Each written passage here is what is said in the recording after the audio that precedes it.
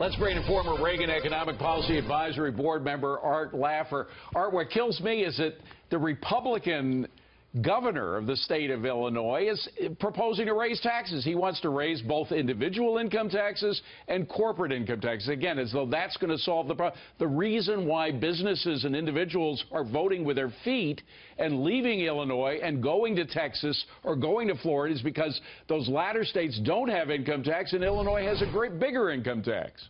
Yeah, well, I thought Bruce Rauner said don't vote for the tax increase. But when you look at it, I mean, Illinois is in catastrophic shape, and Bruce Rauner should get a veto of that tax increase. I mean, he just should. He wants to, hold on, Art, he wants to raise the state income tax from 3.75% to 4.95%. He wants to raise corporate from 7.75 to 9.5. This is Rauner proposing to raise it. It's that he doesn't want to raise it as much as the Democrats, but he still wants to raise it. I mean, Republicans are doing it just as much as Democrats. It's great. I mean, as if taxing the economy makes it turn into prosperous. You know, when you look at these states, there are three categories of states, David, and they're fun. Dumb, dumber, and dumbest. Right. Dumb is California, which is starting the process. Dumber is Illinois and Connecticut, which are right in the midst of a total collapse. And, of course, dumbest of all is Michigan. They've already died, and they're sitting there. West Virginia, Kentucky, those states are just the worst. And they leave wide open paths for us in Tennessee. We're the best ever. Well, not only you Texas, in Tennessee, but you and I just were at a dinner for the governor of Florida. He loves it. They're getting 300,000 new entries in Florida every year.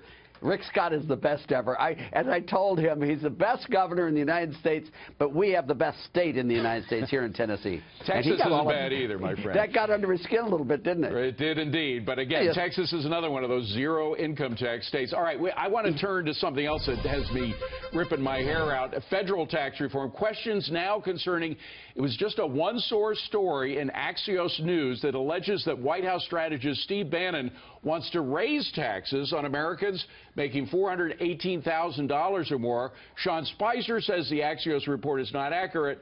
But Art Laffer, just the suggestion that somebody wants to raise taxes in the Trump administration before we've cut taxes kills me. Yeah, it's the wrong thing to do right now. But I'll tell you, the president has proposed dropping the highest corporate rate from 35% to 15%, which is the engine we need for economic growth. I wish they'd just take that alone and put it right through with no pay-fors or anything. That alone would create an enormous jolt to the system and get it growing. But I hope Bannon didn't do that. Well, but let's hope not. But I mean, the point is we need growth. If the president is even if Bannon is just thinking about the next presidential election, he should know that presidents that don't have growth usually don't get reelected, right? And the only way to get growth is by tax cuts, not tax increases. God. You know, you can lecture at them and lecture at them and lecture at them, but, you know, you just hope they someday get it. But it changes people. So as soon as you educate one of them, they go out of the political process and a new one comes in that requires the education all over again. When you raise taxes on the rich, you do not get more money. Can you repeat that after me, David? When you raise taxes on the highest 1%, you get less revenue and you get a bad economy. And the one thing that provides revenues to an economy is economic growth. Yeah. Any tax cut that creates economic growth will more than pay for itself in total revenues all the way down through state and local. Well, and then there's the question, and it's a rhetorical question, but where do you think that money would do the most good? In the hands of bureaucrats that are working in the swamp inside of the government in Beltway, or in the hands of the private sector who's going to put that money to work creating new businesses? Don't you love him, Melissa? It's a leading question. I know, but I love it. I love it. I don't want to vote. What is it? The Swamp Strikes Back is what we're getting today. Isn't that the new Star Wars one?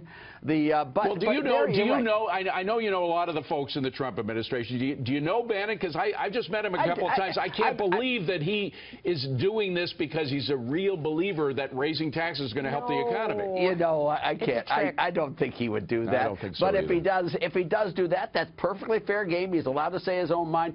just hope Trump doesn't listen to him. Well, he has if Trump, that's what he's saying. President Trump has a Treasury Secretary and assistants there, and the whole Gary Cohn and the whole lot of them who believe in the power of tax cuts. They are great, by the way, too. You know, I've spent a little bit of time with, and they are wonderful people, and they really are. And I don't want you to lose faith, David. We are going to get a tax cut this year if they stay. From just your keep it mouth simple. to God's ears. Let's hope. Well, keep it simple, and we'll just get it in there. Okay. And like James Carville, we'll get it through, and then the clouds will open, the sun will shine forth, the fields will turn green, the trees will blossom and bear fruit, and children will dance in the street. The truest true believer in supply-side economics ever. Art Laffer, great to see you. Thank you. Thanks to you, Dave. Melissa, good seeing you. You in the guys previous. both know Bannon is a populist. What's going on here?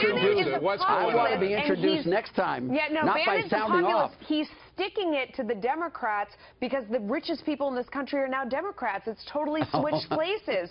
It's the working people who are Republicans who understand tax cuts, and he's saying, yeah, we'll tax the 1% more because you all voted for Hillary. Art, this woman has been right 9 times out of 10 with strategies.